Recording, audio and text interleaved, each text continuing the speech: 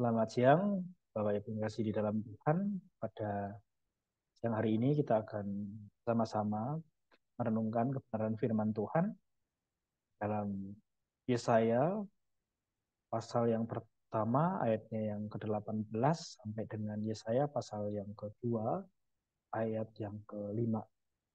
Sebelumnya saya mengajak Bapak Ibu untuk berdoa.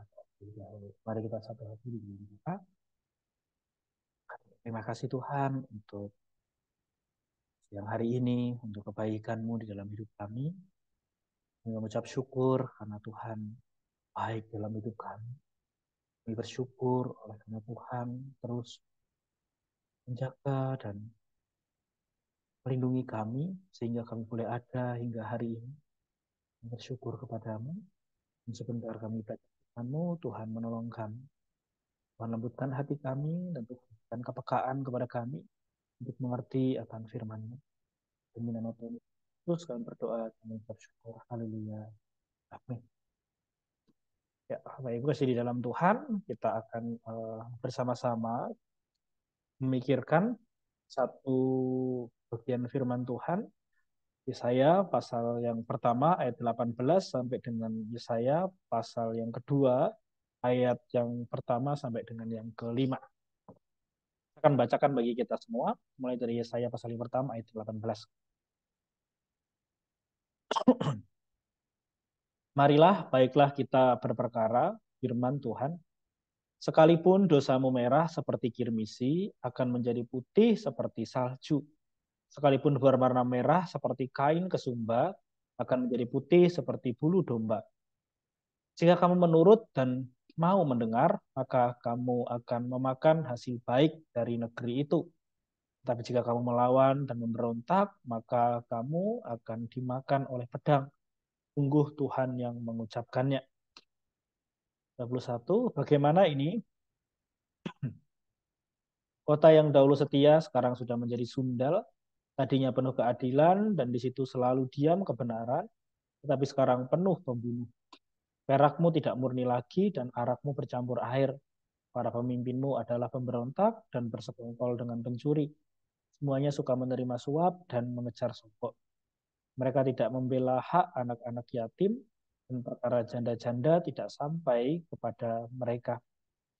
Sebab itu demikianlah firman Tuhan, Tuhan semesta alam yang maha kuat, pelindung Israel. Aku akan melampiaskan dendamku kepada para lawanku dan melakukan pembalasan pada para musuhku. Aku akan bertindak terhadap engkau.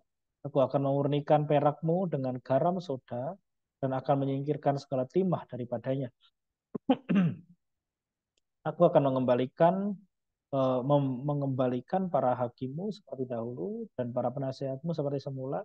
Setelah itu engkau akan disebutkan kota keadilan, kota yang setia. Sion akan kubebaskan dengan penghakiman yang adil, dan orang-orangnya yang bertobat akan kubebaskan dengan tindakan yang benar. Tapi orang-orang yang memberontak dan orang-orang berdosa akan dihancurkan bersama, dan orang-orang yang meninggalkan Tuhan akan habis lenyap. Sungguh kamu akan mendapat malu karena pohon-pohon keramat yang kamu inginkan, dan kamu akan tersipu-sipu karena taman-taman dewa yang kamu pilih. Sebab kamu akan seperti pohon keramat yang daunnya layu, dan seperti kebun yang kekurangan air. Maka yang kuat menjadi seolah-olah kapas, dan pekerjaannya menjadi seolah-olah bunga api. Keduanya menimbulkan api, dan tidak ada yang dapat memadamkan. Pasal yang kedua, 1 sampai dengan yang kelima. Perikop Sion sebagai pusat kerajaan damai. Firman Tuhan dinyatakan kepada Yesaya bin Amos tentang Yehuda dan Yerusalem. Akan terjadi pada hari-hari yang terakhir, gunung tempat rumah Tuhan akan berdiri tegak di hulu-hulu gunung, di hulu gunung-gunung, dan menjulang tinggi di atas bukit-bukit.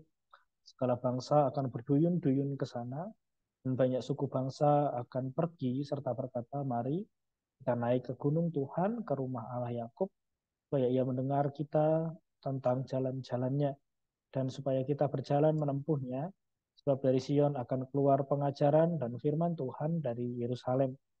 Ayat 4. Ia akan menjadi hakim antara bangsa-bangsa dan akan menjadi wasit bagi banyak suku bangsa. Maka mereka akan menempa pedang-pedangnya menjadi mata bajak dan tombak-tombaknya menjadi pisau pemangkas. Bangsa tidak akan lagi mengangkat pedang terhadap bangsa, dan mereka tidak akan lagi belajar perang. Hai kaum Yakub, mari kita berjalan di dalam terang Tuhan. Amin. Sekian jauh pembacaan siang hari ini.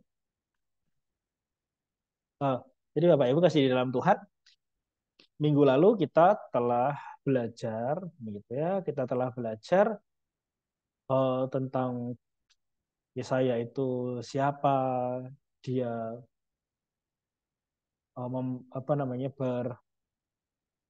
berkarya itu berapa tahun, seperti demikian demikian, dan kita juga melihat pemberontakan dari orang Israel, dalam hal ini orang-orang Yehuda, ya, orang Yehuda Israel Selatan, orang Yehuda.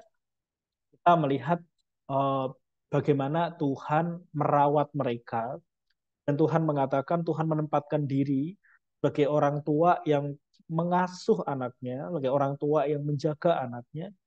Bagaimana tidak, misalnya orang Israel dibuang di tanah Mesir dengan segala kesulitan hidup, dengan segala beban hidup yang tidak mudah kayak gitu. Terus kemudian dikeluarkan dari Mesir, kemudian menuju tanah perjanjian.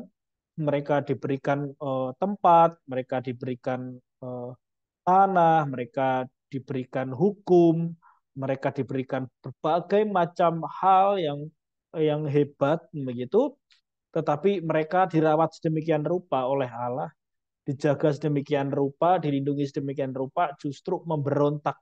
Maka dikatakan seperti anak yang lupa kepada orang tuanya. Nah, kemarin dijelaskan minggu lalu, kalau keledai pun bisa bisa kembali tahu palungannya di mana. Kalau binatang aja tahu begitu, tapi orang Israel benar-benar tidak tahu begitu. Seolah-olah mau dibilang betapa parahnya kebodohan orang Israel, betapa hatinya sudah benar-benar tidak mau ingat Tuhan gitu. Tapi yang mereka lakukan, lucunya, mereka memberikan korban-korban persembahan. Mereka memberikan persembahan-persembahan yang notabene persembahan-persembahan itu dianggap bisa menolong mereka untuk berdamai dengan Tuhan begitu. Tetapi itu bukan kerinduan mereka. Jadi ada dengan istilah lain, mereka itu pengen apa namanya nyogok Tuhan begitu. Mereka itu pengen meluluhkan hati Tuhan dengan apa namanya dengan persembahan begitu, dengan korban, dengan perayaan-perayaan, seolah-olah mereka merasa Tuhan akan senang dengan itu. Padahal kalau minggu kemarin kita belajar, Tuhan sangat jijik ibadah tanpa pertobatan, beribadah tanpa pertobatan, dan Tuhan itu nggak suka begitu. Karena ternyata yang Tuhan inginkan, apa yang dinyatakan oleh oleh apa yang di luar ibadah misalnya begitu ya, itu harus berasal dari uh, realitas spiritual, artinya hubungan kita sama Tuhan. Jadi kita beribadah secara fisik, tapi yang Tuhan mau ibadah secara fisik itu adalah ungkapan hati dari hubungan kita sama Tuhan. Nah gitu ya, jadi ibadah yang Tuhan mau itu adalah ungkapan hati, ungkapan spiritual, hubungan kita sama Tuhan, kita nyatakan melalui ibadah. Jadi ibadah itu tidak bisa dilepaskan dari hubungan kita sama Tuhan. Ibadah itu suatu yang aksi begitu ya, yang orang datang ke gereja, kalau zaman dulu orang persembahkan korban dan lain-lain kayak gitu. Dan itu menunjukkan mereka mau sama Tuhan. Tetapi ibadah tanpa hati yang bertobat, ibadah tanpa pertobatan itu sia-sia kata Tuhan gitu. Nah, jadi Tuhan tidak bisa dimanipulasi dengan sebuah tindakan ibadah. Jadi kita tidak bisa bilang, oh kalau kita beribadah Tuhan akan senang dan mengampuni kita. Nggak ada gitu. Ibadah tanpa pertobatan Tuhan juga nggak suka gitu. Kita tidak bisa memanipulasi Tuhan dengan peribadahan kita sehingga Tuhan itu mau dengan kita. Nah, jadi harus benar-benar kita tidak bisa memanipulasi Tuhan dengan aktivitas kerohanian. aktivitas kerohanian kita itu tidak selalu menunjukkan hati yang menyembah Tuhan, tidak selalu menunjukkan relasi kita sama Tuhan. Kan kadang-kadang ibadah kita itu justru bisa menjadi kayak orang Israel ini untuk memanipulasi Tuhan begitu. Mereka nggak datang sama Tuhan hatinya, tapi mereka mempersembahkan. Hatinya nggak sama Tuhan, tetapi mempersembahkan korban kepada Tuhan. Nah, Tuhan nggak suka begitu. Yang Tuhan mau adalah hatinya. Kalau hatinya sudah sama Tuhan, persembahannya pasti sama Tuhan. Kalau beribadah sama Tuhan, tapi hatinya nggak sedang beribadah sama Tuhan, Tuhan bilang itu kemunafikan justru. Nah, Tuhan nggak mau yang seperti itu gitu. Jadi yang Tuhan mau ibadah ya yang sungguh-sungguh. Ibadah itu berasal dari hati. Ibadah itu kalau kita melihat orang Israel ketika diperintahkan, diberikan hukum satunya untuk beribadah, Allah terlebih dahulu menyelamatkan. Jadi Allah memberikan anugerah menyelamatkan orang Israel dari perbudakan Mesir sehingga ketika dikeluarkan Allah memerintahkan untuk mereka beribadah kepada Tuhan begitu. Tapi ibadah kepada Tuhan itu berbicara tentang hati yang menyembah Tuhan, berbicara tentang seluruh atau kehidupan spiritual. Jadi ibadah yang bentuknya material itu harus menyatakan apa yang spiritual dalam hidup kita. Artinya hati kita juga harus beribadah gitu. Hati kita juga harus melalui pertobatan. Ibadah itu adalah tempat di mana anugerah Tuhan itu dinyatakan. Ibadah itu untuk memberikan sebuah gambaran bagaimana Allah itu menyelamatkan umatnya gitu. Tapi kita lihat minggu lalu bahwa umat tidak peduli dengan itu.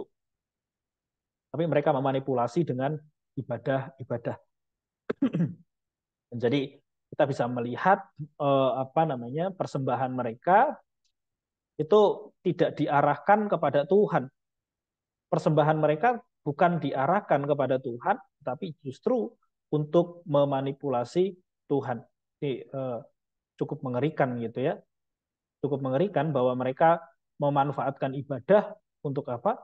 Untuk menjaga hidup mereka, merasa bahwa Tuhan akan senang. Nah, ini sangat mengerikan. Jadi eh, kita lihat nih itu bahwa ibadah adalah sarana anugerah yang Tuhan berikan, tetapi itu bukan sarana untuk manipulasi Tuhan. Sehingga Tuhan dikasih ibadah yang rame, ibadah yang keren, dan Tuhan itu menjadi senang begitu. Tuhan itu mengampuni kita salah. Ibadah yang terbaik itu berasal dari hati yang sungguh-sungguh sama Tuhan. Itu yang benar. Jadi kita tidak bisa berpikir, oh ibadahnya ini keren nih, ibadahnya bagus. Tuhan pasti dimuliakan. Belum tentu. Belum tentu. Apakah ibadah itu sungguh-sungguh didasari rasa dengan pertobatan apa enggak? Itu yang paling penting. Kalau ibadah rame, ibadah keren begitu ya, tanpa pertobatan yang sungguh-sungguh, pertobatan itu bukan nangis kemudian itu bertobat, belum tentu. Nangis itu karena bisa merasa bersalah, habis itu ya sudah selesai. Begitu. Jadi pertobatan itu tidak sama dengan nangis. Kalau nangis itu bukan berarti orang itu bertobat. Mungkin dia jengkel sama dirinya, mungkin dia nyesel begitu. Nah, orang nyesel itu juga belum itu bertobat. Orang bertobat itu beralih dari hatinya kepada diri sendiri, pada dunia, hatinya beralih kepada Tuhan. Nah, itu artinya bertobat. Kalau hatinya tidak beralih kepada Tuhan, Tuhan bikin janji-janji karena merasa bersalah sama Tuhan, itu bukan pertobatan. Itu rasa bersalah yang palsu. Dan Tuhan tidak mau yang demikian. Nah, sekarang kita bisa bisa melihat begitu ibadah yang seperti itu Tuhan tuh tidak mau gitu ya. Tuhan tidak mau ibadah karena di dalam Mazmur dikatakan bahwa persembahan kepada Tuhan itu lebih menyukai orang yang beribadah dengan hati yang hancur gitu. Persembahan kepada Tuhan itu adalah hati yang hancur. Kenapa? Hati yang hancur itu artinya berduka begitu. Berduka karena dosa, berduka karena hidup yang lama. Jadi orang yang mengalami anugerah Tuhan, dia merasakan dicintai Tuhan, dia benar-benar sadar bahwa dirinya itu dikasihi oleh Tuhan, maka dia akan berduka dengan dosa. Maka semakin orang itu mengerti dan mengalami anugerah Tuhan, kasih Tuhan, belas kasihan Tuhan, mengalami cintanya Tuhan, maka dia akan semakin berduka. Semakin besar anugerah yang kita terima. Ya, anugerah itu bukan berarti ada yang lebih besar, yang lebih kecil, enggak. Tetapi pengalaman kita dengan anugerah itu semakin banyak pengalamannya dengan anugerahnya Tuhan. Semakin kita mengerti, pikiran kita diubahkan oleh Tuhan, hati kita diubahkan oleh Tuhan, semakin kita akan berduka dengan dosa. Gitu. Semakin kita akan berduka dengan dosa. Nah, ibadah yang sejati itu selalu didasarkan dengan keselamatan dan kepada pertobatan. Keselamatan anugerah yang Tuhan berikan, kemudian kepada pertobatan hidup kita. Gitu. Nah, pelayanan kita itu didasarkan oleh anugerah dan pertobatan kepada Tuhan. Bukan berdasarkan seberapa pinter kita main musik, atau kita pinter suara kita bagus, begitu. Itu bukan sebuah jaminan bahwa Tuhan menyukai ibadah kita. Ibadah yang diterima, ibadah yang disukai Tuhan, berdasarkan anugerah, Tuhan telah menyelamatkan kita, dan itu menolong kita untuk bertobat. Kita dikatakan bahwa Tuhan lebih menyukai persembahan dengan hati yang hancur, begitu, untuk beribadah dengan hati yang hancur. Karena hati yang hancur artinya bertobat, ibadah yang sungguh-sungguh, ibadah yang berasal dari hati, bukan ibadah yang cuma lip service, gitu ya, atau cuma dari mulut saja. Nah, kemudian sekarang kita masuk di ayat yang ke-18. Jadi Tuhan mau dalam ibadah itu sungguh-sungguh anugerah yang dinyatakan kepada pertobatan. Kalau kemarin kita baca ayat 16 dan 17 itu seruan pertobatan, dan kemudian ini ada setelah pertobatan itu ada berita anugerah. Bentuknya memang dibentuk di dalam kayak sebuah penawaran, sebuah pilihan, tetapi ini adalah sebuah berita anugerah di ayat Yesaya pasal yang pertama, ayat 18 dan 19 begitu sampai 20. Dikatakan begini, 18, 19, 20 ya. Marilah, baiklah kita berperkara, firman Tuhan, sekalipun dosamu merah seperti kirmisi, akan menjadi putih seperti salju. Sekalipun berwarna merah seperti kain kesumba, akan menjadi putih seperti bulu domba. Jika kamu menurut dan mau mendengar, maka kamu akan memakan hasil baik dari negeri itu. Tapi jika kamu melawan dan memberontak, maka kamu akan dimakan oleh pedang. Sungguh Tuhan yang mengucapkannya. Jadi setelah berita adakan untuk pertobatan, begitu, ada sebuah berita anugerah. Jadi kalau di dalam ibadah gitu biasanya ya, di dalam ibadah kita misalnya itu ada yang namanya doa, sebuah pengakuan dosa. Jadi biasanya song leadernya ada pengakuan dosa. Setelah pengakuan dosa itu kan di dalam pengakuan dosa itu juga seharusnya ada yang namanya doa pertobatan begitu, atau repentant prayer begitu. Doa pertobatan, doa pertobatan ada berita anugerah. Nah, berita anugerah ini penting untuk memberikan sebuah eh, pengharapan dan penghiburan bahwa Allah itu mengampuni. Kayak gitu. Itu berita anugerah, sebuah berita kabar gembira Injil Yesus Kristus begitu, atau Injil kabar baik yang Tuhan berikan kepada kita. Dan kabar baik itu ini dinyatakan dalam sebuah sebuah seperti pilihan begitu, tetapi tentu bagi orang percaya kita tidak punya pilihan kecuali mengasihi Tuhan begitu ya. Firmanlah kita berperkara, firman Tuhan, sekalipun dosamu merah seperti kirmisi, akan menjadi putih seperti salju. Seperti kain kirmisi yang merah sekali, begitu, kemudian akan menjadi putih seperti salju. Wah, putih seperti salju yang tidak tercemar, begitu ya. Dari yang merah kemudian menjadi putih, begitu. Merah itu sebuah gambaran gambaran dosa, sedangkan putih salju ini satu yang kontras begitu. Sesuatu yang sangat kontras ini mau diperlihatkan betapa kontrasnya Tuhan bisa mengubahnya. Tuhan berkuasa mengubahnya. Marilah kita berperkara, sekalipun dosamu merah seperti kirmisi, akan menjadi putih seperti salju. Sekalipun berwarna merah seperti kain kesumba, akan menjadi putih seperti bulu domba. Jadi sebuah penekanan yang bagi saya itu luar biasa sekali. Suatu yang sangat sangat apa ya, ironik begitu. Suatu yang beda banget dari yang merah kemudian menjadi putih begitu. Sebuah hal yang sangat kontras yang mau ditekankan betapa Allah bisa melakukannya. Allah ada pengampunan yang Tuhan itu berikan, ada jaminan dan pengampunan, dan Allah itu bisa mengampuni. Allah itu sanggup mengampuni, dan Allah itu mau mengampuni. Begitu. Allah itu mau mengampuni.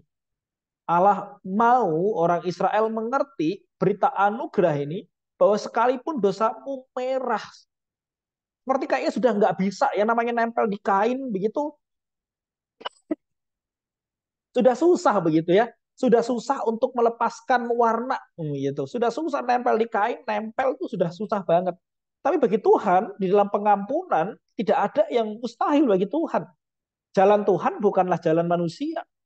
Maka Yesus Kristus pun kalau dalam perjanjian baru juga jalan yang tidak mungkin bagi manusia tapi mungkin bagi Allah.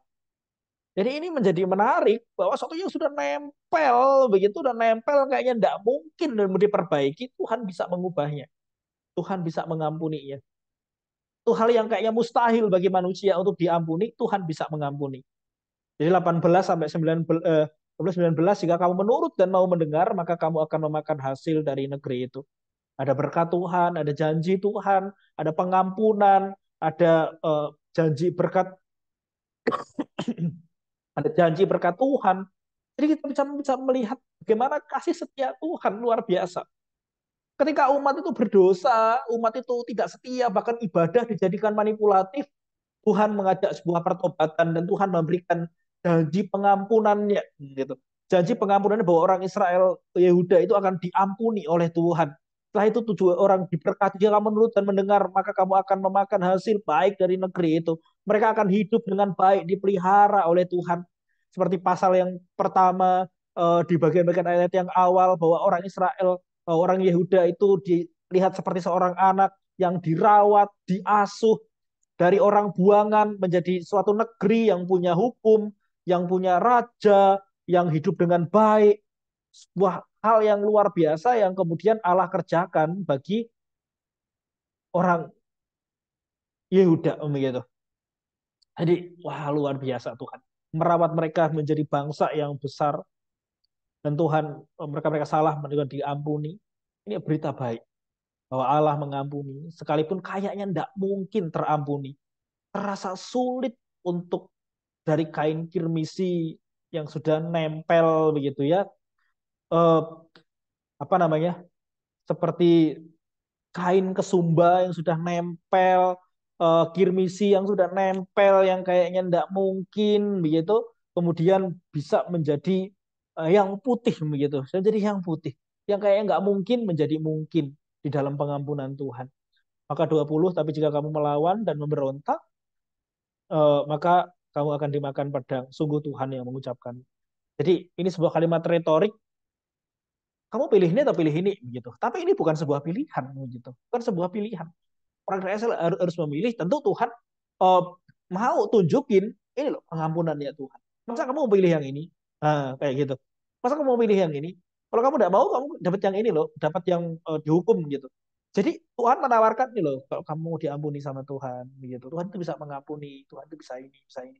Dan yang pertama ini yang kemudian ditonjolkan bahwa Allah adalah Allah yang mengampuni. Kan ya terserah kamu lah pilih yang mana, itu kan urusanmu gitu. Enggak, jelas Tuhan di sini marilah kita berperkara sekalipun dosamu, ya sekalipun dosamu. Terus kemudian panjang begitu baru, tetapi kalau kamu tidak mau kamu dihukum. Nah kayak gitu. Jadi kita lebih melihat anugerah itu lebih luar biasa daripada hukuman. Artinya anugerah, Tuhan menawarkan anugerah, memberikan anugerah itu jauh melebihi hukuman. Yang itu yang Tuhan harapkan adalah kita sungguh-sungguh mengerti akan semuanya itu. Kemudian kita masuk di 21. Bagaimana ini kota yang dahulu setia sekarang sudah menjadi sundal. Jadi kita lihat sebuah kayak kalau kamu tidak mau taat, ini kamu akan dihukum gitu. Terus kemudian itu dilanjutkan, bagaimana ini kota yang dahulu setia sekarang sudah menjadi sundal, tadinya penuh keadilan dan di situ selalu diam kebenaran, tetapi sekarang penuh pembunuh. Wah ini berat sekali begitu ya. Bagaimana kota yang dahulu setia sekarang sudah menjadi sundal. Yang tadinya penuh keadilan dan kebenaran sekarang penuh dengan pembunuh. Sekarang negeri itu rusak sedemikian rupa secara moral. negeri itu rusak sedemikian rupa secara attitude, perilaku mereka sudah rusak sedemikian rupa, maka dikatakan sudah menjadi sundal. Hatinya yang dulu sama Tuhan. Sundal itu artinya mendua, begitu ya, artinya mendua. Menjadi sundal artinya apa namanya? Pergi kepada yang lain, dari kepada Allah itu kepada dirinya sendiri, kepada bangsa-bangsa yang bergantung kepada bangsa-bangsa yang lain, bukan bergantung lagi kepada Tuhan. Padahal Allah adalah Allah yang pencipta, dia adalah Allah perjanjian, dia Allah yang memelihara, dia Allah seperti laksana seorang orang tua, seorang ayah kepada anaknya. Sedemikian rupa, tetapi orang Israel kenyataannya punya Allah yang demikian pun masih pergi untuk bersundal, masih memilih untuk tidak setia kepada Tuhan. Dan kalau kita baca sebelumnya, mereka mempersembahkan yang bagus-bagus, ternyata untuk memanipulasi Tuhan begitu. Hatinya sudah nggak sama Tuhan, mengerikan sekali. Bahkan dikatakan perakmu tidak murni lagi dan arakmu bercampur air. Para pemimpin-pemimpinmu adalah pemberontak dan bersekongkol dengan pencuri. Semuanya suka menerima suap dan mengejar sogok. Mereka tidak membela hak anak-anak yatim dan perkara janda-janda tidak sampai kepada mereka. Jadi ini tunjukin lagi ada berita pengampunan begitu ya. Kalau mereka tidak mau taat, mereka akan dihukum. Tapi kenyataannya seperti ini begitu, ayat 21, 22, 23 begitu. Nunjukin betapa mereka sudah bersundal, mereka sudah tidak murni. Mereka adalah anak-anak yang dibesarkan oleh Allah sendiri begitu ya. Anak yang dibesarkan oleh Allah sendiri, Israel itu dianggap sebagai anak yang dibesarkan oleh Allah sedemikian rupa dengan kasihnya, dengan cintanya, dididik dengan sedemikian rupa, diberikan hukum supaya mereka bisa berjalan sesuai dengan apa yang Tuhan inginkan, tetapi mereka tidak bisa. Ini menunjukkan bahwa manusia itu mau dikasihi Tuhan sedemikian kayak manapun, manusia itu tidak akan nurut sama Tuhan begitu. Manusia selalu mencari jalannya sendiri.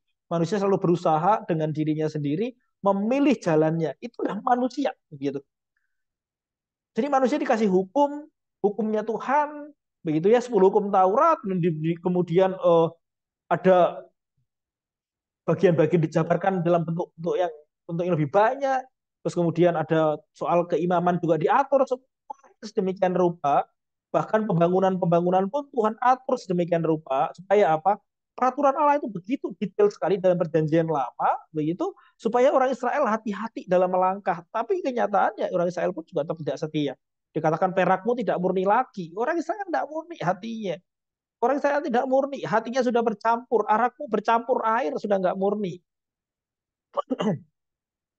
Jadi peraknya udah nggak murni, para pemimpinmu memberontak, bersekongkol dengan pencuri, itu pemimpinmu menerima suap dan mengejar sogok, mereka tidak membela hak anak yatim, apa yang Tuhan mau, gitu ya, apa yang Tuhan mau, apa yang Tuhan inginkan malah nggak diikuti, begitu, justru mengikuti apa namanya, mereka punya kepentingan sendiri, kepentingannya lah yang kemudian menjadi penting, begitu kepentingan sendiri yang menjadi penting. Apa yang Tuhan mau tidak menjadi penting. Apa yang Tuhan inginkan tidak menjadi sebuah prioritas. Pemimpin-pemimpinmu memberontak. Kalau pemimpin-pemimpinnya memberontak, ya artinya emang ini negara ini sudah rusak nih begitu. Pemimpin-pemimpinnya juga rusak, menerima suap begitu, menerima suap. Sedangkan hak-hak anak-anak yatim, orang-orang yang harusnya diperhatikan, orang-orang yang membutuhkan belas kasihan, malah nggak dibelas kasihan begitu, nggak diberi belas kasihan. Yang dipentingkan adalah dirinya sendiri, kekayaannya sendiri. Mereka tidak mau datang sama Tuhan dan mengikuti Tuhan. Pemimpin-pemimpin itu memberontak, bersekongkol dengan pencuri, justru mencari apa namanya perlindungan dari negara-negara yang lain, dari negeri yang lain, untuk apa? Untuk mempertahankan hidupnya, dan mereka tidak mau datang kepada Tuhan. Ayat 24 dikatakan, sebab itu demikianlah firman Tuhan, Tuhan semesta alam, yang maha kuat, pelindung Israel. Aku akan melampiaskan dendamku kepada para lawanku dan melakukan pembalasan kepada para musuhku. Aku akan bertindak terhadap engkau. Aku akan memurnikan perakmu dengan garam soda dan akan menyingkirkan segala timah daripadanya. Aku akan mengembalikan para para hakimmu seperti dahulu dan para penasihatmu seperti semula. Sudah itu engkau akan disebutkan kota keadilan, kota yang setia. Jadi ayat 24 ini firman Tuhan semesta alam pelindung Israel. Wah, asik ya. Pelindung Israel. Jadi tetap di dalam suratnya ini Yesaya memberikan penekanan-penekanan bahwa Allah itu Allah yang maha kuat. Dikatakan maha kuat ketika mereka mencari pertolongan dari negeri-negeri yang lain. Mereka tidak mau kembali kepada Tuhan. Dikatakan Allah yang maha kuat pelindung Israel. Untuk membuat sebuah perbandingan bahwa bagaimana orang Israel ini tidak mau setia kepada Tuhan, tidak mau datang, tidak mau kembali kepada Tuhan. Jadi seorang anak yang memberontak kepada orang tuanya, begitu. Dan ini adalah firman yang diucapkan oleh Tuhan, begitu. Aku akan melampiaskan dendamku kepada para lawanku dan melakukan pembalasan kepada para musuhku. Aku akan bertindak terhadap engkau, aku akan memurnikan perakmu dengan garam soda dan akan menyingkirkan segala timah padanya. Jadi Tuhan berperkara begitu ya. Tuhan mau membela orang Israel, pelindung Israel. Tuhanlah yang memberikan kekuatan, Tuhanlah yang akan menolong, Tuhanlah yang akan melampiaskan amarahnya kepada bangsa-bangsa yang mengganggu Israel, kepada bangsa yang uh, memusuhi Israel. Tuhanlah yang akan berperkara. Dan bukan hanya Tuhan yang berperkara begitu. Jadi ini menarik ya. Gambar orang Israel setia, Tuhan tetap setia. Orang Israel tidak setia, Tuhan yang setia, Tuhan pelindung. Ini orang Israel tidak setia nih, begitu. Ayat 21, 22, 23, betapa orang Israel tidak setia. 24 sampai 26, betapa Tuhan itu setia. Ngeri ya, ngeri sekali begitu. Orang Israel tidak setia, Tuhan setia. Bahkan kesetiaan Tuhan ini memang tidak mudah begitu. Artinya apa?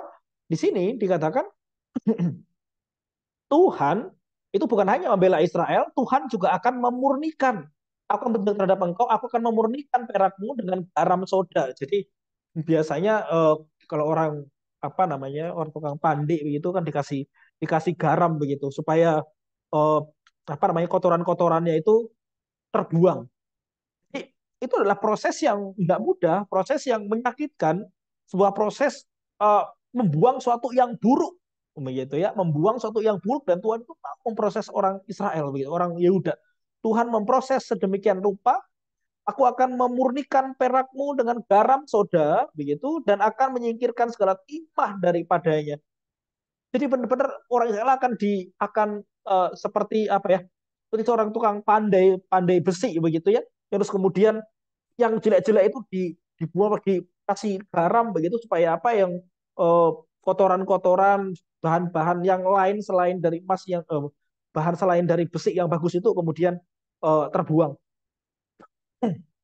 untuk memurnikan supaya lebih murni begitu dan prosesnya Tuhan tidak memurnikan kadang-kadang memang menyakitkan begitu tapi kita lihat Tuhan tetap memurnikan dikatakan Tuhan membuang memusnahkan Israel enggak begitu Tuhan memurnikan artinya apa ini miliknya Tuhan dan Tuhan memurnikan. Tuhan tidak pernah begitu membatalkan perjanjiannya di awal ayat ini sudah ditegaskan Allah adalah Allah perjanjian dan Allah perjanjian justru karena dia Allah perjanjian dia setia dengan perjanjiannya dia apa namanya mengajar orang Yehuda begitu memurnikan supaya supaya seperti seorang anak begitu mereka menjadi anak yang baik menjadi uh, kalau diikat dalam sebuah perjanjian mereka juga bisa mengikuti perjanjian yang sama artinya bahwa Tuhan tidak tinggal diam Tuhan tetap mengasihi Yehuda Tuhan memurnikan mereka dengan segala proses yang begitu sulit, tetapi Tuhan memurnikan orang Israel, orang Yehuda begitu sampai mereka nantinya akan dibuang dan lain-lain begitu. Harganya sangat mahal untuk dimurnikan. Tetapi yang mau dimurnikan itu adalah hatinya orang Israel, orang Yehuda. Maka kita ingat uh, ketika dikatakan bahwa Tuhan memimpin orang Israel menuju ke Kanaan melewati padang gurun 40 tahun. Di sana dikatakan, misalnya Ulangan pasal 8, supaya apa? Supaya orang Israel itu benar-benar hatinya itu diubahkan. Hatinya itu diproses sama Tuhan 40 tahun begitu. Tapi kita melihat bagaimana mereka diproses, mereka terlalu sulit sekali proses, menyakitkan. Bahkan mereka hampir seluruhnya dari yang keluar itu cuma dikatakan cuman Yosua dan Kaleb yang bisa masuk ke tanah perjanjian gitu. Yang lain kemudian dibinasakan selama 40 tahun itu. Jadi ini tuh hal yang sangat mengerikan sekali begitu. Itu hal yang sangat mengerikan sekali betapa susahnya hati itu diubah begitu. Dimurnikan itu berat sekali, dimurnikan itu tidak gampang. Dimurnikan itu sulit sekali. Bahkan dikatakan, aku akan mengembalikan para hakimmu seperti dahulu, dan para penasihatmu seperti semula. Sudah itu engkau akan disebutkan kota keadilan, kota yang setia. Jadi biasanya yang menjadi rujukan kalau dahulu itu adalah zaman kejayaannya, yaitu zaman Daud, gitu ya.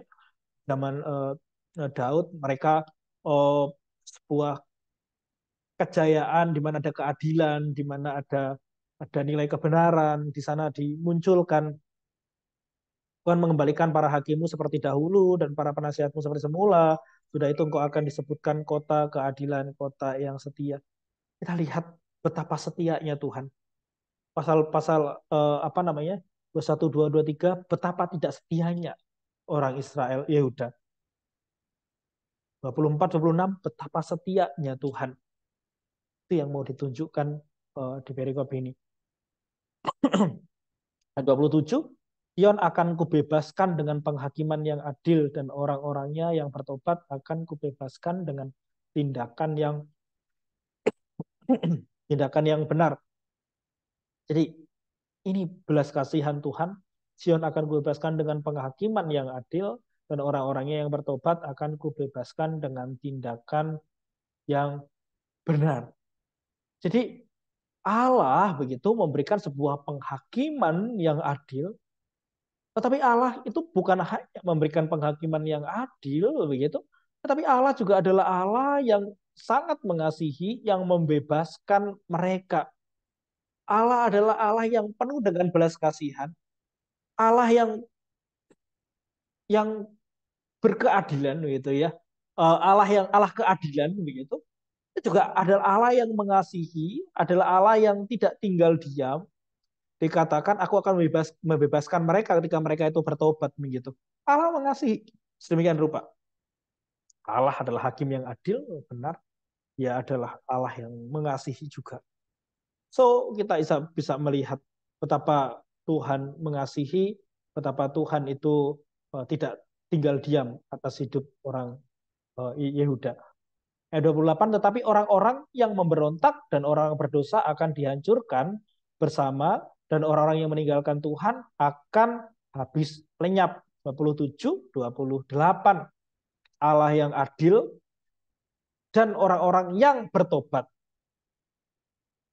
itu dibebaskan, orang-orang yang memberontak dan yang berdosa akan dihancurkan bersama, dan orang-orang yang meninggalkan Tuhan akan habis lenyap.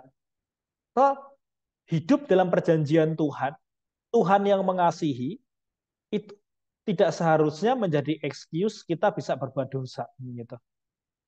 Anugerah Tuhan itu bukan sarana kita berbuat dosa. Justru anugerah Tuhan itu menolong kita untuk mengalahkan dosa di dalam diri kita. Anugerah Tuhan itu menolong kita untuk mengalahkan dosa dalam diri kita. Bukan excuse kita bisa melakukan dosa. Kenapa? Tuhan juga akan menghukum begitu. Tuhan akan memurnikan mereka yang memberontak. Tuhan akan memurnikan mereka telah meninggalkan Tuhan. Tuhan memurnikan begitu. Jadi ini adalah tadi kita lihat bagaimana Allah memurnikan 24 sampai 26, 27 dan 20 27, 28. Kita lihat bagaimana Allah memurnikan yang bertobat dan yang tidak bertobat begitu. Jadi kita itu tidak bisa bilang begini. Saya kan orang pilihan, pasti saya diselamatkan dong begitu. Anehnya kita tidak menunjukkan orang pilihan sama sekali. Kita juga tidak, oh yo kita bilang oh ya nggak bisa dong. Orang pilihan kan kita nggak tahu, ya juga nggak boleh kayak gitu. Artinya Kita tidak punya pertobatan, kita tidak mau hidup serius sama Tuhan, dan kita mengklaim kita dipilih oleh Allah juga tidak benar. Karena orang yang dipilih Allah, menerima anugerah Allah, dia akan merasa, dia akan juga akan melalui pertobatan begitu. Orang yang mengalami anugerah, anugerah itu akan menuntun orang untuk mengerti siapa Tuhan dan mengerti apa arti hidup di hadapan Tuhan. Bahwa anugerah itu artinya kasih karunia, gracia. Gracia itu artinya gratis, gitu kan? Gratis itu saya tidak bekerja untuk mendapatkannya, tapi Allah yang memberikan kepada saya. Artinya apa? Aku juga tidak punya apa-apa begitu. Kalau saya diselamatkan itu kasih karunia, kalau saya dibebaskan itu kasih karunia, kalau orang Israel itu ditolong oleh Allah itu kasih karunia. Artinya semuanya adalah tentang kasih karunia Tuhan. Tapi bukan kasih karunia untuk berbuat salah, itu bukan kasih karunia, itu ngawur begitu ya. Artinya kasih karunia itu selalu menuntun orang kepada pertobatan. Itu kasih karunia. Anugerah itu menuntun orang kepada pertobatan. Anugerah bukan menuntut orang untuk semaunya sendiri. Nggak ada di Alkitab begitu ya.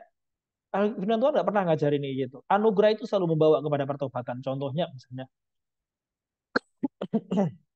contohnya Paulus ketika dia mengalami anugerah Tuhan, terus terjadi pertobatan dalam hidupnya. Kita lihat contoh untuk para rasul, ketika mengalami anugerah Tuhan, pertobatanlah yang terjadi, bukan semakin songong begitu.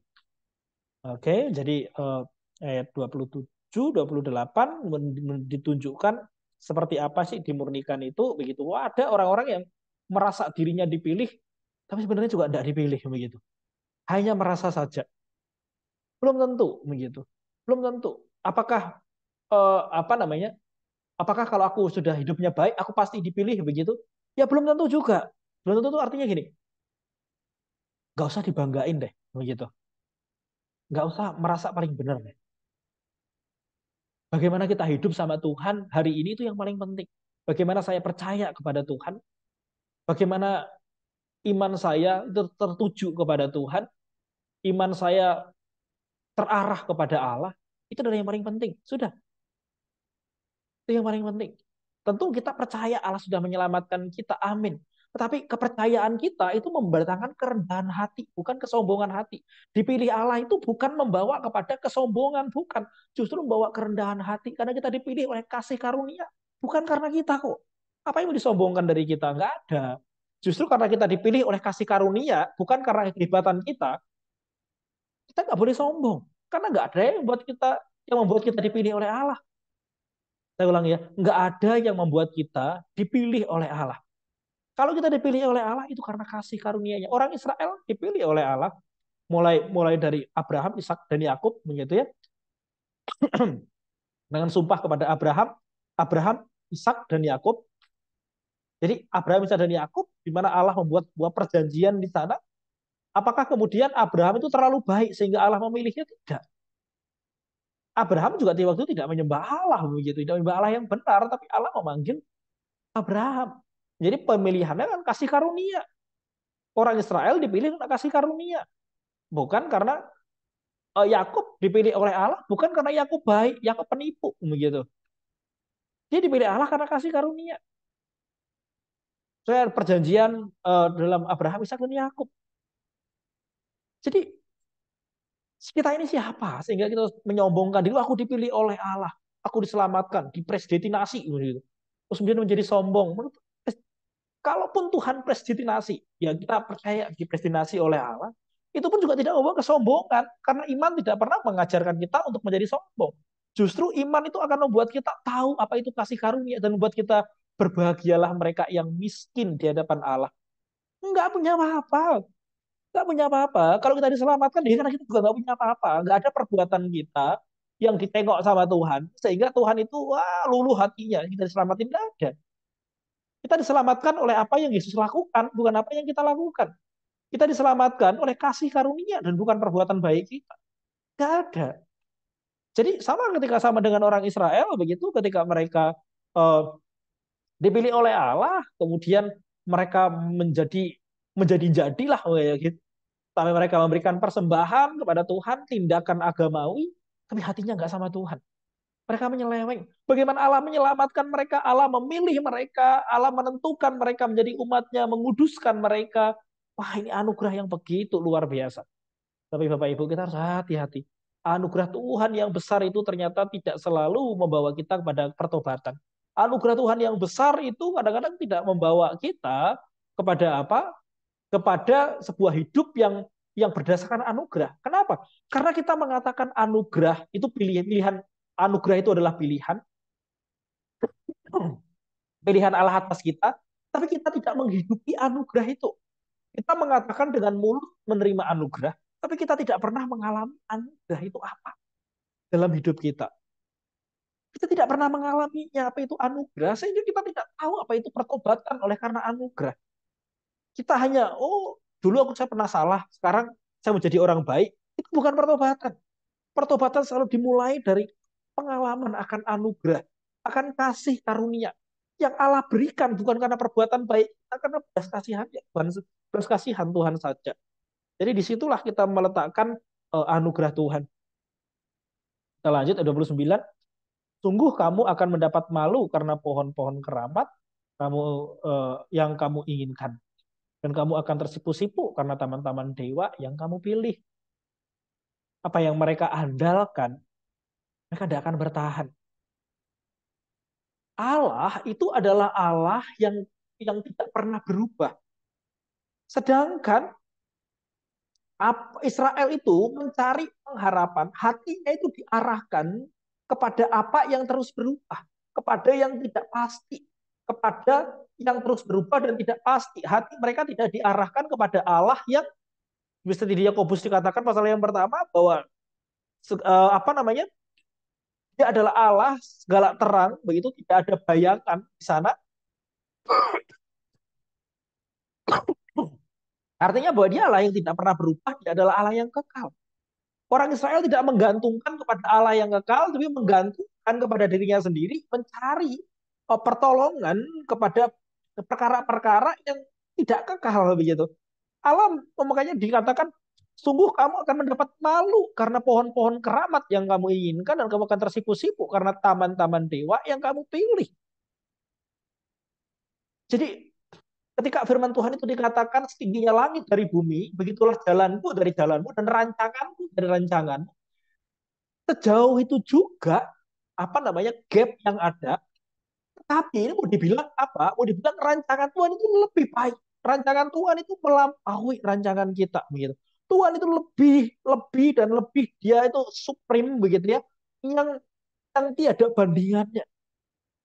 Tapi manusia itu seperti langit dari bumi, jauhnya. Manusia justru mengikuti apa yang menjadi kemauannya. Padahal dia tahu yang terbaik, yang mengerti apa yang eh, seperti Allah yang digambarkan di Yesaya pasal yang pertama, dia adalah pencipta, dia adalah Allah perjanjian, dia seperti seorang ayah, seorang orang tua yang menjaga anaknya dan lain-lain begitu. Itu tidak dipandang. Justru mereka mencari pada yang tidak pasti. Sehingga orang Israel waktu itu juga khawatir luar biasa ketika dikepung begitu ya, ketika mereka mengalami dikepung oleh orang Israel Utara, mereka sudah ketakutan kayak gitu. Wah, karena mereka terus dengan kondisi kondisi yang sulit, mereka justru tidak mau sama Tuhan. Aneh ya, begitu. Karena gini, kalau hal sulit dalam hidup kita tidak mengubahkan kita, kalau proses Tuhan yang sulit saja tidak mengubahkan kita, apa mungkin berkat Tuhan berupa materi yang luar biasa itu akan mengubah kita untuk percaya sama Tuhan, untuk mengasihi Tuhan? Tidak, saya rasa.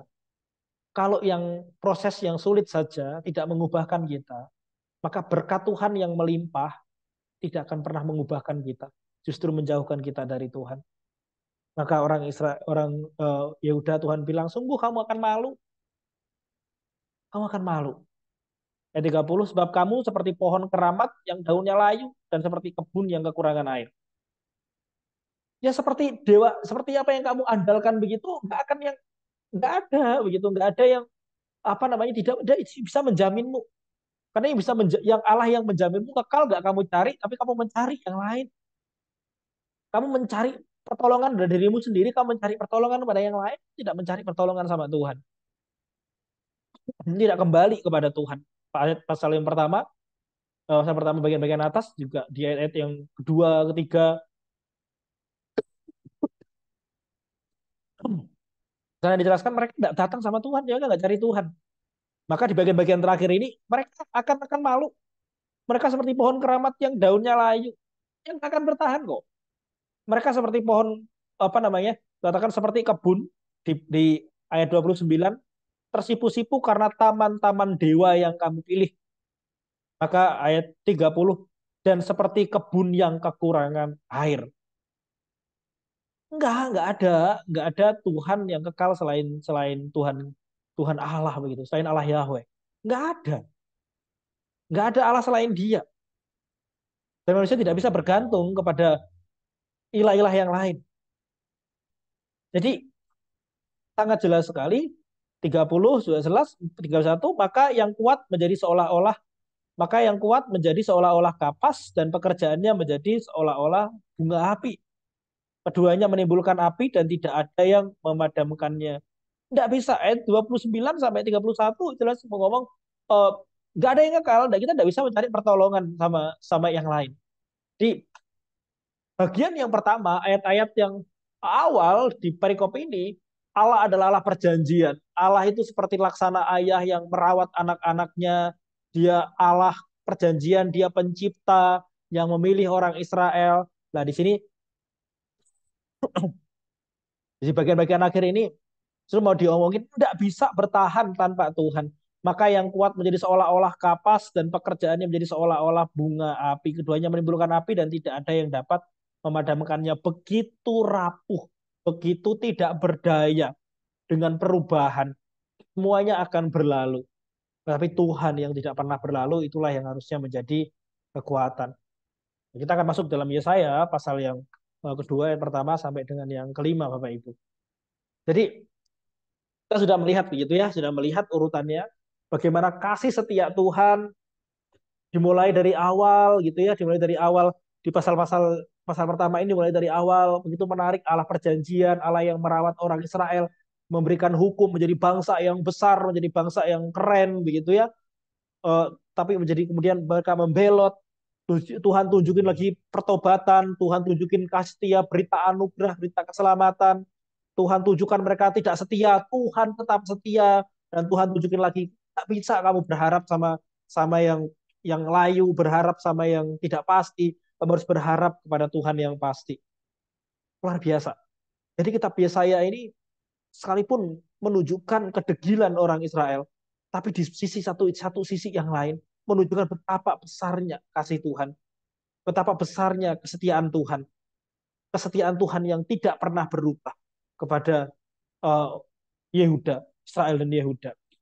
Maka kita melihat pasal yang kedua sekarang, ini hal yang keren sekali yang Tuhan berikan kepada orang Israel. Sion sebagai pusat kerajaan damai. Firman yang dinyatakan kepada Yesaya bin Amos tentang Yehuda dan Yerusalem. Akan tetapi pada hari-hari yang terakhir gunung tempat rumah Tuhan akan berdiri tegak di hulu gunung-gunung dan menjulang tinggi di atas bukit-bukit, segala bangsa akan berduyun-duyun ke sana. Ini berita yang luar biasa akan terjadi. Ayat kedua ya. Ini sebuah apa namanya firman yang dinyatakan oleh Yesaya bin Amos tentang Yehuda dan Yerusalem bahwa akan terjadi pada hari-hari terakhir gunung tempat rumah Tuhan akan berdiri tegak di hulu gunung-gunung di hulu gunung-gunung dan menjulang tinggi di atas bukit-bukit, segala bangsa akan berduyun-duyun ke sana. Ini sebuah kabar gembira yang Tuhan itu mau berikan di hari-hari terakhir. Gunung tempat rumah Tuhan itu akan berdiri dan orang-orang akan datang sama Tuhan. Ini adalah sebuah berita yang ini janji juga nubuatan yang uh, diberikan kepada orang Yehuda waktu itu. Untuk apa? Bahwa mereka kelak akan datang kepada Tuhan. Bahwa dari terakhir orang juga akan menyadari betapa berharganya Tuhan. Dan Tuhan itu di atas segalanya.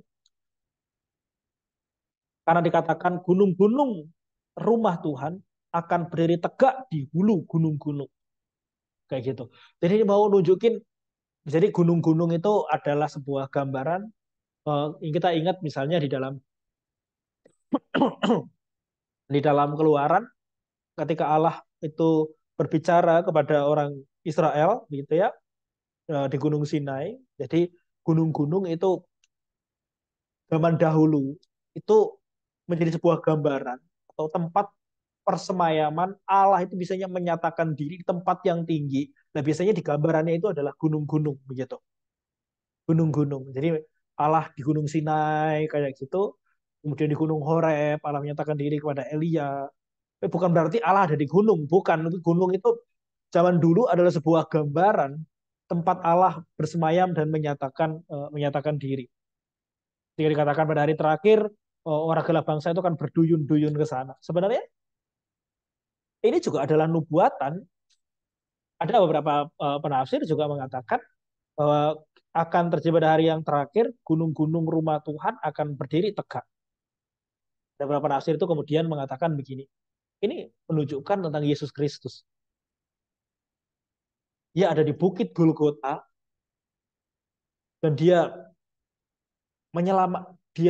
datang untuk menyelamatkan umat manusia, dan kemudian manusia satu kali akan berduyun-duyun menyembah dia, datang kepada dia.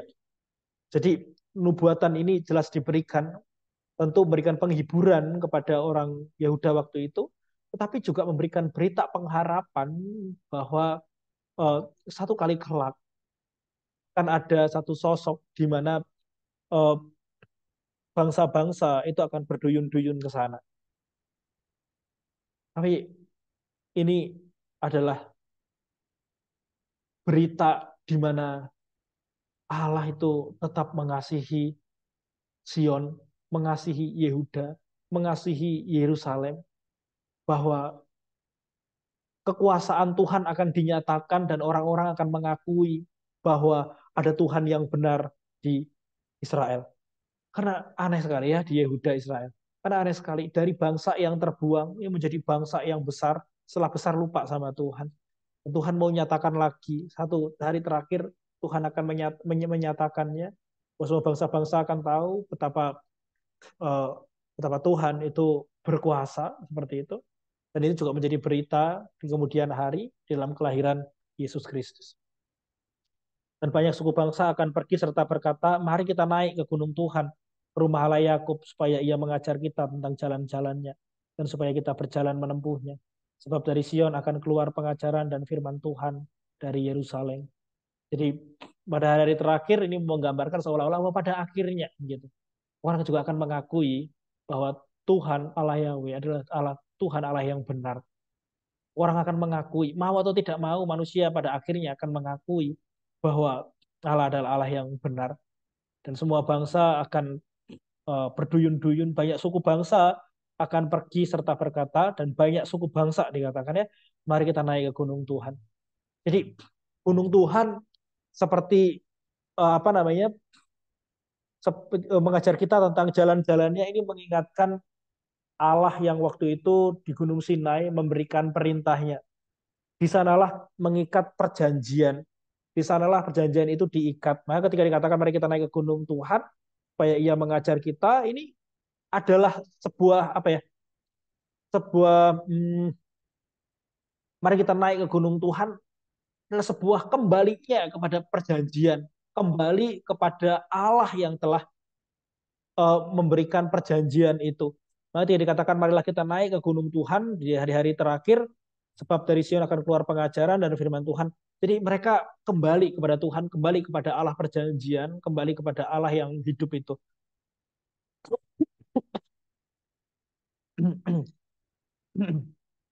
Dan supaya kita berjalan menempuhnya, sebab dari Sion akan keluar pengajaran dan firman Tuhan dari Yerusalem.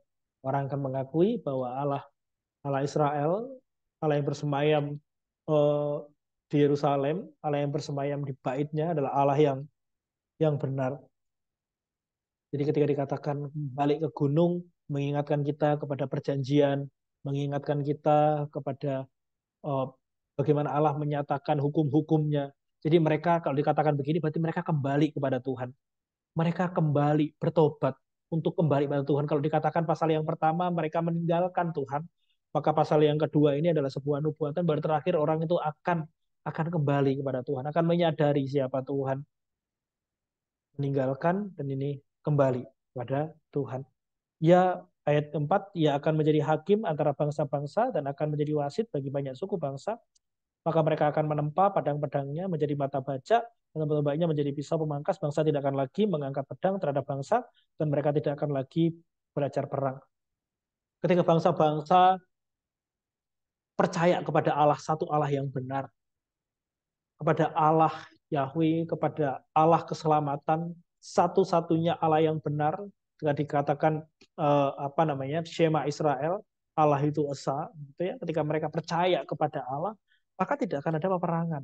Dalam arti apa? Ketika mereka sungguh-sungguh datang pada Tuhan, mari naik ke gunungnya Tuhan, mari kita mendengar pengajarannya Tuhan, mari kita mendengarkan Tuhan di sana. Mereka mau belajar, mereka mau mengingat perjanjian, dan mereka mau belajar kepada Tuhan. Bangsa-bangsa itu datang kepada Tuhan. Maka ketika bangsa-bangsa itu datang kepada Tuhan, mereka menemukan yang namanya kedamaian. Mereka menemukan yang namanya pertolongan. Mereka menemukan yang namanya perdamaian di antara bangsa-bangsa. Kenapa?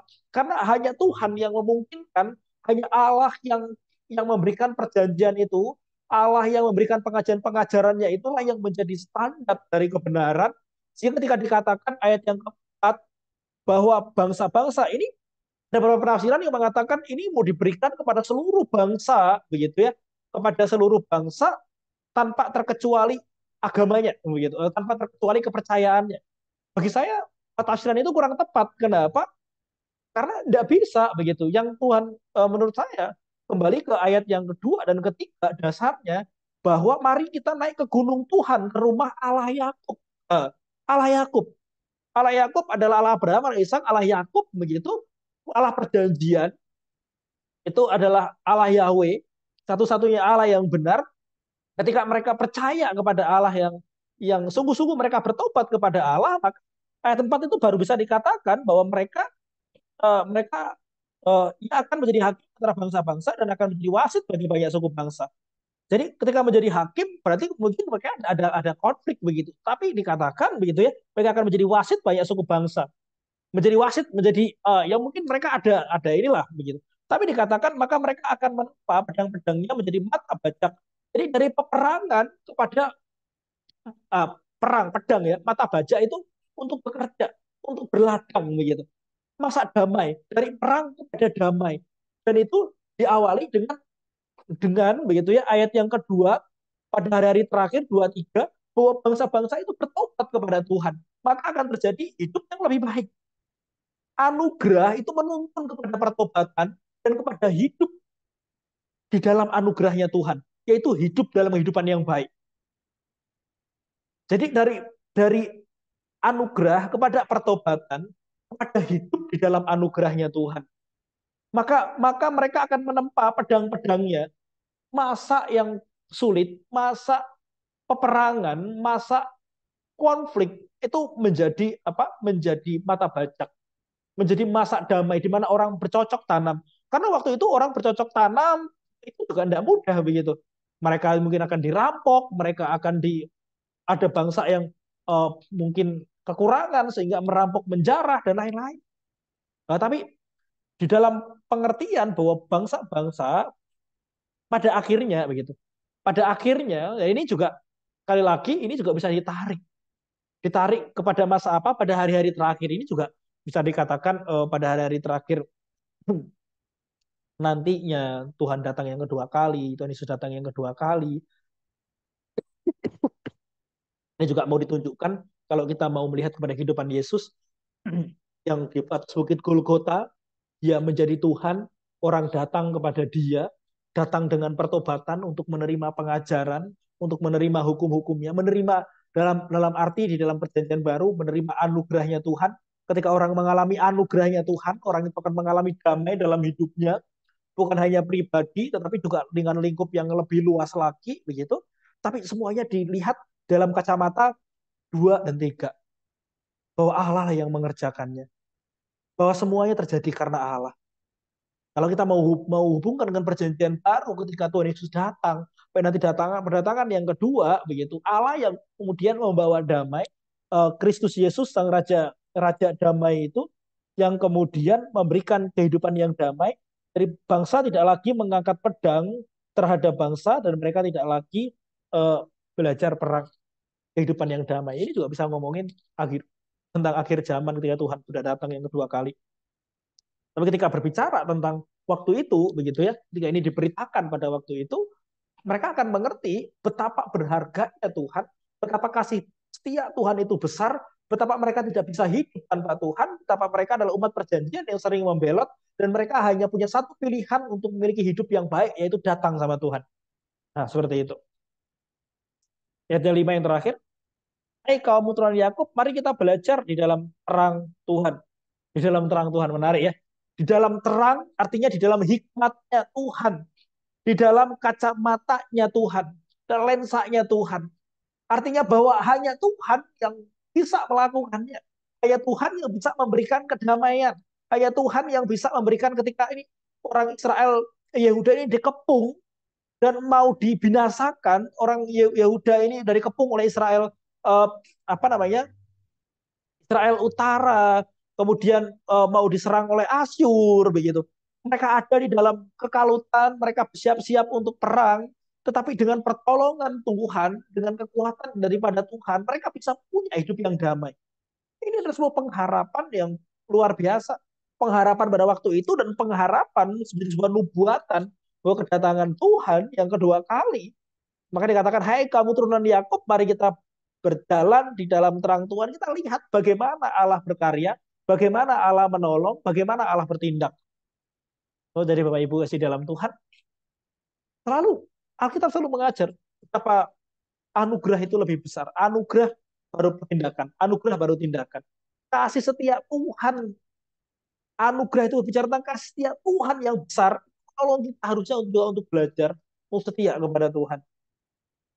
Tetapi saya juga mengatakan bahwa itu tidak mudah. Tuhan juga proses kita. Tapi kalau Tuhan proses kita, bukan berarti Tuhan benci sama kita.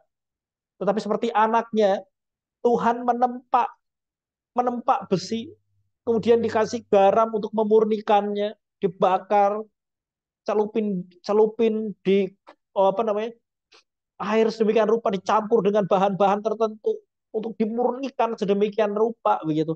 Karena kita anaknya. Jadi sebenarnya ya saya ini lebih banyak menurut saya kayaknya penghukuman-penghukuman. Tapi bagi saya kok justru melihat betapa besarnya kasih setia Tuhan. Betapa luar biasanya anugerah Tuhan. Betapa kita ini bukan siapa-siapa. Kita ini bukan siapa-siapa. Kita terus berbuat dosa, tidak mampunya kita. Dan hanya Tuhan yang menjadi jalan satu-satunya untuk kita kembali. Yaitu Tuhan. Dan tidak ada yang lain.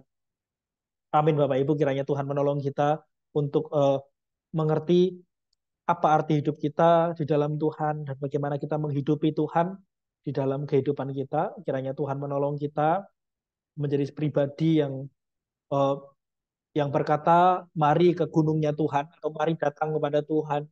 Karena aku mau mendengarkan apa yang Tuhan ajarkan, di mana saya mau menikmati anugerah Tuhan, menjadikan Tuhan sebagai puncak dari apa yang kita butuhkan, apa yang kita inginkan dalam kehidupan kita.